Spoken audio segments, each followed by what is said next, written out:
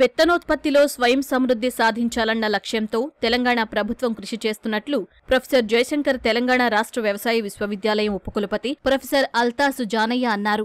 ఇందుకోసం వ్యవసాయ విశ్వవిద్యాలయం శాస్త్రవేత్తల పర్యవేక్షణలో రూపొందించిన ఫౌండేషన్ విత్తనాలను రాష్ట్రంలోని 11,000 రెవెన్యూ గ్రామాలలోని 40,000 మంది రైతులకు పంపిణీ చేస్తున్నట్లు వివరించారు.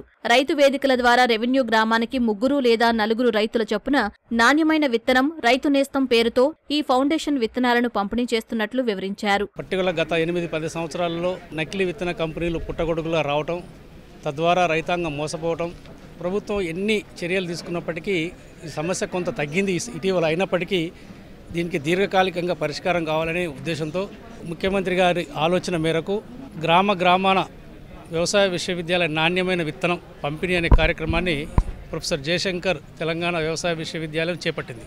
ఒక మంచి విత్తనాన్ని ఫస్ట్ టైం కొనుక్కుంటే దాని నుండి 5-6 సంవత్సరాలు కూడా విత్తనాన్ని చక్కగా పండించుకొని ఒక భద్రపరచుకుంటే దాన్నే మళ్ళీ వచ్చే సీజన్లో వాడుకోవచ్చు. మన దగ్గర ఉన్న రెవెన్యూ విలేజెస్లో ఒక 3-4 రైతులకి ఈ ప్యాకెట్స్ విత్తనం పంపి వాళ్ళే దానికి మళ్ళీ నెక్స్ట్ సోయింగ్ సీజన్కి వాళ్ళే దానికి ఉత్పాదక మారతారనేది ఉద్దేశంతో ఈరోజు ఈ కార్యక్రమం పెట్టడం జరిగింది.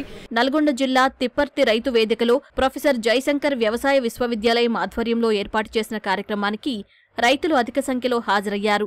జిల్లాలో ఉన్న 564 రెవెన్యూ గ్రామాలలో గ్రామానికి 3 లేదా 4 రైతులకు ఫౌండేషన్ విత్తనాలను అందించనున్నట్లు అధికారులు వివరించారు. వ్యవసాయ విశ్వవిద్యాలయం రూపొందించిన విత్తనాలను రైతులు ఈ సంవత్సరం వినియోగించి వచ్చే సీజన్కు విత్తనాన్ని కొనుగోలు చేయకుండా తోటి రైతులకు సైతం అందించాలంటూ అధికారులు సూచిస్తున్నారు. తెలంగాణ రాష్ట్ర ప్రభుత్వం వ్యవసాయ శాఖ మరియు ప్రొఫెసర్ జయశంకర్ వ్యవసాయ విశ్వవిద్యాలయం అనుసంధానంతో వ్యవసాయ విశ్వవిద్యాలయం వాళ్ళు ఉత్పత్తి చేసినటువంటి ఫౌండేషన్ విత్తనాలని ఒక 4-5 రకాలు, ప్రధానంగా వరి, తర్వాత పప్పు దినుసులు, మినుములు, పెసర్లు, కందులు, ఇవన్నీ కూడా ఫౌండేషన్ సీడ్ విత్తనాలు గత సంవత్సరంలో రీసెర్చ్ స్టేషన్లో కానివ్వండి వివిధ ఫార్మ్స్లలో ఉత్పత్తి చేసినవి అన్నీ కూడా ప్రాసెసింగ్ చేసి క్లీన్ సీడ్ని ప్యాకింగ్ చేసి రాష్ట్రంలోని ప్రతి రెవెన్యూ గ్రామంలో 3 లేదా 4 ఎంపిక చేసిన రైతులు, అంటే గతంలో కొంత విత్తనోత్పత్తిలో అవగాహన ఉన్న రైతులనే మనం మే నెలనే గుర్తించడం జరిగింది. వారికి అందరికీ కూడా నియోజకవర్గ స్థాయిలో విత్తనాలు పంపిణీ చేయడం జరిగింది. ఫౌండేషన్ విత్తనాల అందజేతపై రైతులు సంతోషం వ్యక్తం చేస్తున్నారు. అయితే వరికి ప్రత్యామ్నాయ పంటల సాగుకు ప్రభుత్వం ప్రోత్సహిస్తున్న తరుణంలో గిట్టుబాటు ధర సైతం కల్పించాలంటూ రైతులు కోరుతున్నారు. ఈ ఫౌండేషన్ సీడ్ వలన మన గ్రామంలో ఒక రైతు దాన్ని పండిస్తే అదే విత్తనాలు షాపులలో కొనకుండా అవతలి రైతులందరికీ మనం సప్లై చేయాలి.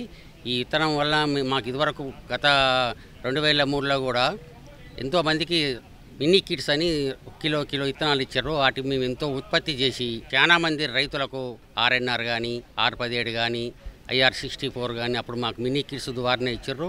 ఈసారి కూడా KNM రకం కొంతమంది రైతులకు ఇచ్చారు. ప్రతి వేదిక మీద డిపార్ట్మెంట్ చేసి దానికి సరిపోయిన రైతుకు విత్తనాలు ఇచ్చే బాగుంటుంది.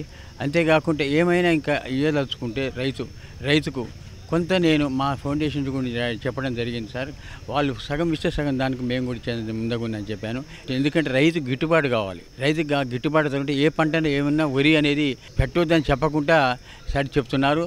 వాస్తవమే. కానీ రైతుకి ఏంటంటే వరి అయినా పత్తి అయినా అది పోగానే అమ్ముకంగా ఉంటుంది. కానీ వేరే పంటలు లేవు. మార్కెట్లో పెరిగిపోతున్న నకిలీ విత్తనాల బెడదను అరికట్టాలన్నా, విత్తనంపై పెట్టే ఖర్చును రైతులు తగ్గించుకోవాలన్నా సొంతంగా విత్తనోత్పత్తి చేసుకోవడమే మార్గమని అధికారులు, శాస్త్రవేత్తలు సూచిస్తున్నారు.